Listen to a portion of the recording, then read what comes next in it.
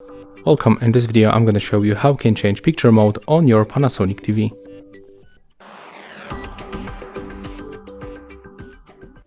So first of all, click menu button on your remote control. Next, open picture mode and go for the viewing mode. Click OK. And right now you are able to switch between the dynamic and the normal mode, as you can see. But when you go for the normal TV, so click on the home button, you will be able to get more modes. Take a look.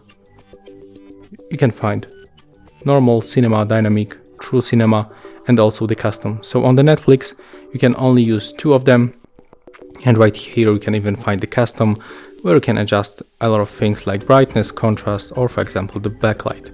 And you can adjust these parameters by using arrows on your remote control. So click OK for the contrast and then move the left or the right arrow. Click OK to confirm, and that's how it looks. If you find this video helpful, remember to leave a like, comment and subscribe.